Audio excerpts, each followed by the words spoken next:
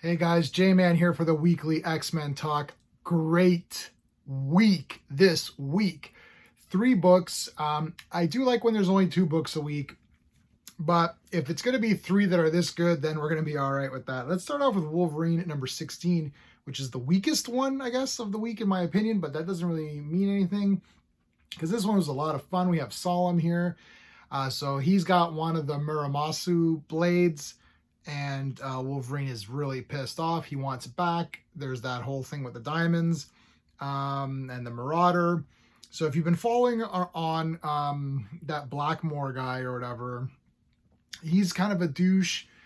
And he's pointing the finger at Solemn, and Solemn's pointing the finger back. And Wolverine's like, look, guys, I've had enough of this, back and forth crap. It's like, I'm just going to kick the crap out of everybody. And that's what you want out of a Wolverine book. You just want Wolverine to beat the crap out of everybody, and that's kind of what happens. Emma comes into play as well. I'm not going to spoil any of the books for you this week. This one is not going to be, like, for me, I like it because I like Wolverine, and I just like him walking around and in the costume fighting people. That's almost good enough for me. I know that's a lame thing to say, I suppose. But I gotta be honest with you. Look, as Wolverine, he's a cool character. I like him fighting people. That's it. Like, what else do you want? There's some cool stuff here with Krakoa, and there's like some other things that happen at the very, very end, which I won't give away. So I'm not gonna spend too much time on this one. I really liked it. It's a lot of fun. Done. Let's go to Sword number 8. Sword number 8. Storm on the cover. This is oh God. I really liked this one a lot. But why is it called Sword? Like, Sword is not even in this. They don't do anything. This is where I had that idea. There should really just be 2 X-Men books. It's like maybe X-Men and maybe and name something, name the book something else, like Adventures of the Mutants or I don't know, Krakoa or something. And then the X-Men book can have X-Men, it could have X-Force, and then the other mutant book can have Tales of the X-Men. So it could have stuff like what happens here. Because this isn't even a Sword comic. Like, it's Sword, but like they don't do anything. They really need to... And Inferno came out this week, and that's a 50-page book. So why not just make a couple of maybe 2 or 3 50-page ones? Look, we're going to buy them anyways. I don't think the costing a little bit more, $1 more is going to matter at this point.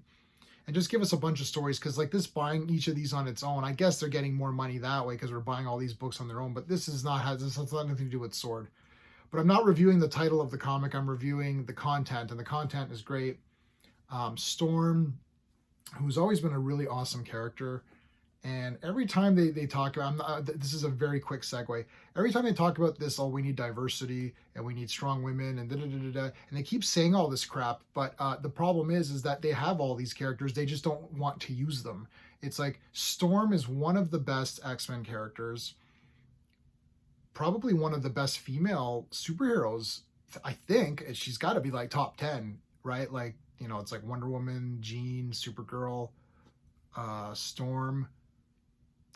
Is that your top 4, right? Like right there. That's just off the top of my head. So she's definitely in there. And then they don't do anything with her. Like, she was whatever in those first X-Men movies. I know people like Halle Berry and whatever, but she was whatever. And then in the next ones, it's like she's like the sidekick of Apocalypse, and then she's just Mystique's buddy or whatever she was. And I'm like, this is just bad. Storm is one of the greatest characters, super powerful, super popular. She fits your check boxes, right? Strong woman, black woman, perfect. They have Monica Rambeau. They didn't use Monica Rambeau. They used Carol Danvers. Like, why don't they do something with these characters that they have? No, they're not concerned about that. They're concerned about other things that don't matter, or changing genders or whatever for existing characters. It's like, you have characters that are great. Storm is one of them. This book shows you how great Storm is. First, I like the art in this comic, like the coloring. There's basically like this guy's challenging Storm. Don't challenge Storm. Come on. They need to make a figure of Storm in this outfit. It's really cool. I don't like this earring that she has. This weird earring here. Other than that, though, this costume is wicked. So yeah, there's just a lot of stuff here with the council on Araco, right? And that one guy, he doesn't like Storm, he challenges her and all that. I'm not going to show you what happens because it's really neat, but I just want to take a look at this this costume here for a second. I think that's really nice.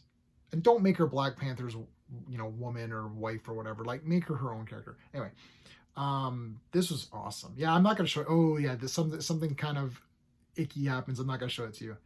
Oh, this is really gross, but such a good book. Sword does finally appear at the very end for like a minute, but yeah, that's all I'm going to really show you. So I'm not going to show you too much of that. I'm not going to show you too much Inferno either. So yeah, Sword, it was not about Sword, but they should just maybe Storm should just have her own comic then. Yeah, I don't know. Just maybe do that then if you want. But she was awesome in this book. And this entire comic was awesome. Okay, Inferno, man, this was kick ass, man. Like, whoa, pretty good. Moira McTaggart, the relationship between her, Magneto, and Professor X is so good. This had a lot of like intrigue for me. Like, I'm reading this, and this was a friggin' page turner. It's 50 pages. It went by very fast. A lot goes on. Man, I'm hesitant to show you anything, to be honest, guys. I kind of, you guys got to read this one. I know the X-Men fans are going to be reading this Inferno. They've been looking forward to it. So I'm desperately wanting to hear everyone's thoughts on this. I thought this was like killer good. Nimrod is awesome, man. I wish I could have gotten that friggin' figure, that Marvel Legends figure. It's just out of my price range for figures. Maybe if they do a statue of some kind, I can maybe invest in something like that. Yeah, I can't really show you too much because everything that happens is super important.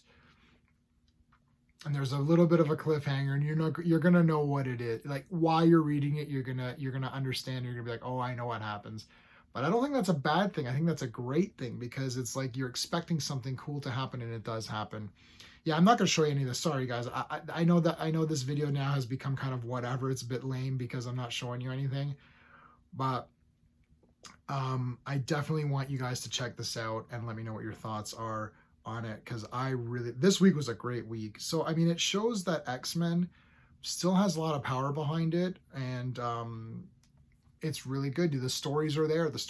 I have to tell you, I've canceled all other Marvel comics, though I'm looking forward. Well, not looking forward. I was thinking about checking out Amazing Fantasy just because, but I feel that Marvel has kind of fallen off a cliff. With all of their other books. Some of the X-Men books are not great, but the mutant stuff seems to be okay. And I think maybe because there is some sort of vision behind it, we'll see what happens in the new year. But I feel that the other Marvel comics are just awful, just awful. I've tried other ones. Moon Knight seemed okay.